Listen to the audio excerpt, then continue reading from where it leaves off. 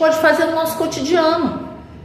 A gente só está viva, a humanidade só está viva por conta das pequenas revoluções.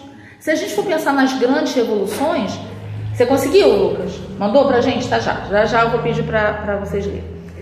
Então, eu fiquei pensando muito nisso com a pergunta do Gabriel semana passada, que ele falou assim: professora, como é que a gente lida? E Gabriel, tô falando para você, né, que não fez a pergunta e não veio à aula hoje.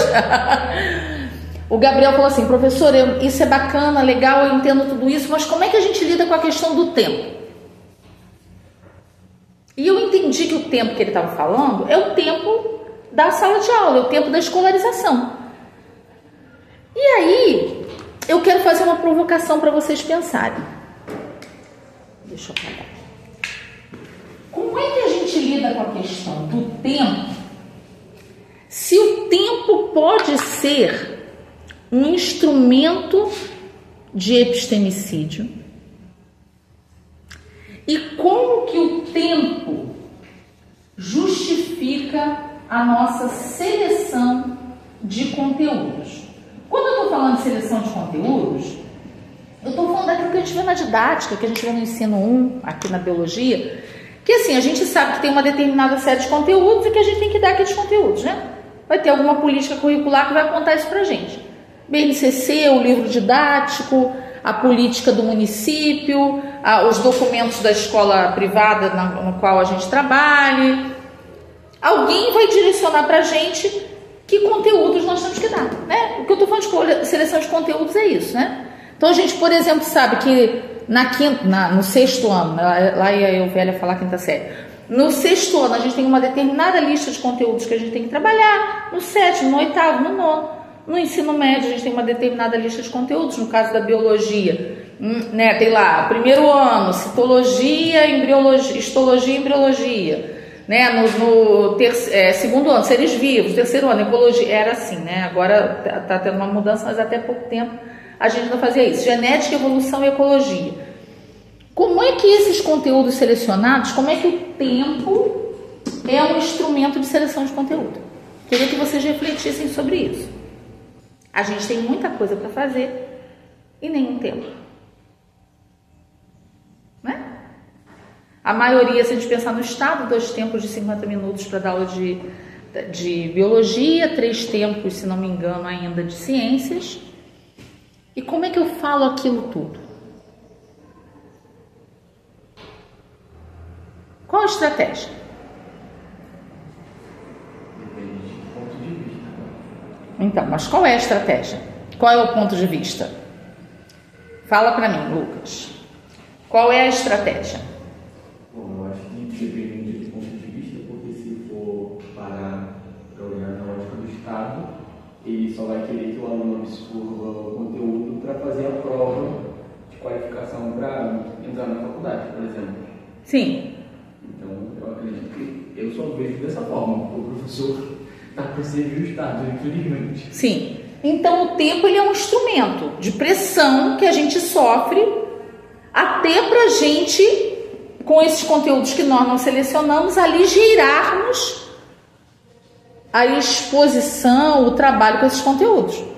Né? A gente é pressionado o tempo todo a ficar falando de conteúdos o tempo todo. Que a gente não para pensar. Quer falar, Arthur? Tentando transformar a gente numa classe dominante. Sim! Fingindo que a gente é classe dominante, que a gente pode decidir, né? Porque eu estava lendo Ideologia Alemã de Karl Marx, e ele falou que, tipo assim, a ideologia dominante, ela tenta dominar a gente. E aí não existe meio que uma ideologia socialista. Existe uma consciência da realidade da sociedade. Uhum. Então, o que às vezes eu percebo muito na escola, e lendo a BNCC, porque eu estou falando de didática, parece que o Estado, ele quer transformar a gente em classe dominante, ou quer enfatizar de que a gente não pode ser classe dominante. Assim. E aí o professor ele vai ter uma posição fluida.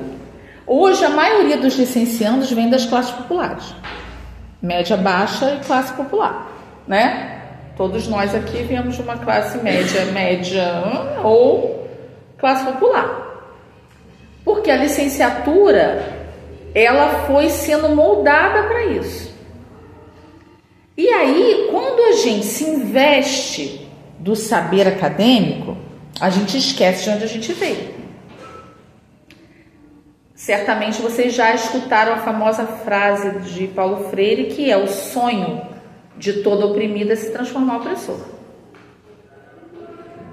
Então, quando a gente está ali e cabe a nós selecionar o conteúdo, e a gente diz assim: eu não tenho tempo para isso. Então, não dá para ficar pensando que você não entendeu a matéria. Se vira aí, amigo. Tem 39 aqui que precisam. Então, o tempo ele é usado como instrumento de dominação. Porque é inculcado na nossa cabeça de licenciandos, e quando a gente chega para a professora, a gente usa isso, que a gente tem que dar aquele trem todo. Se eu não der aquilo, uma coisa que eu mais ouvia quando estava discutindo a reforma curricular que a gente fez lá em Angra, era: mas se ele for transferido de escola? Gente, como se todo mundo trabalhasse a mesma sequência, a mesma ordem, e um conteúdo que ele não viu fosse realmente, a pessoa ia parar no tempo. Mas como é que ele vai fazer, na época, o vestibular? Como é que ele vai fazer o Enem se ele não souber isso? Gente, vamos combinar? Todo mundo já viu prova do Enem aqui, né? Não tem como saber tudo. Não tem. Eu tô vendo lá minha filha se matando, coitada, virando noite estudar para fazer a desqualificação da UERJ. Não tem como saber que eu falo para ela: relaxa, você vai no que você sabe. Não tem. Porque o massacre em nome de uma universalização do conhecimento, o que a gente faz é massacrar. A gente massacra os alunos porque a gente está sendo massacrado. E quando eu falo das brechas, é porque a gente tem que interromper isso. O tempo é curto. Eu tenho 2 tempos de 50 minutos na sala de aula com os alunos. O que é importante eu fazer? É essa pergunta que a gente precisa fazer. Porque se a gente não tiver, como o Rara falou, uma consciência crítica que dói, né? A gente pensar assim: meu Deus, a gente vai reproduzir o massacre. Fala a verdade para mim. E se vocês falarem alguma coisa muito assim, eu juro que eu não publico esse vídeo. Tudo o que vocês aprenderam no curso até hoje, quer dizer, eu não vou falar, vou mudar a minha pergunta. Tudo que vocês viram no curso até hoje, não vou falar que aprenderam, não. Tudo que vocês viram no curso até hoje, o que realmente ficou? Que é mais importante. Eu acho. Coloca o microfone aqui perto de vocês, para poder. O que você acha, Rafa? Sofia falou que é o mais importante. Para quem? Então, eu acho que uma coisa que ficou muito assim foi uma disciplina, a disciplina de biologia bioquímica evolutiva, que assim foi uma matéria maravilhosa. Eu acho que todo mundo que fez essa matéria gostou, assim, tipo, minimamente achou uma boa, a metodologia do professor bacana, a forma como ele trabalhou.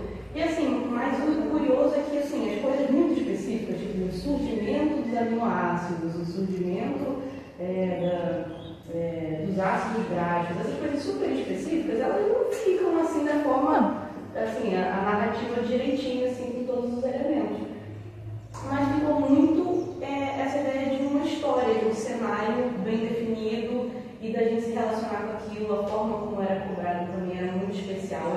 Ele dava vários, fazia, como que ele fazia mesmo, gente? Ele colocava tipo, várias palavras, né? Tipo, vários temas isso, vários elementos que eram fundamentais, assim, palavras-chave que ele dava durante as aulas, e ele pediu pra gente elaborar um texto sobre aquilo, com tudo que a gente sabia. E ele levava em consideração muita coisa a partir do fato de que ele compreendia que não era necessário a gente saber exatamente qual era a enzima que fazia tal efeito no corpo. Então, assim, eu acho que foi uma disciplina muito bacana, ficou muito na minha cabeça. Assim, até hoje eu lembro, assim, ele colocava muitas animações, a gente fez animações, discutia assim, bastante tempo. correlacionar, sabe? Sim. Química, que é um negócio que parece que está invisível aos nossos olhos, a gente não consegue, não é palpável. E a evolução, que é uma coisa também, assim, muito complexa, mas conseguir relacionar essas duas coisas de um jeito, assim, muito bacana. Você pretende trabalhar com bioquímica, Rara? Olha, eu gosto muito da área de bioquímica. Ela vai servir para o que você está procurando se especializar? Sim. Agora, eu vou parar de gravar.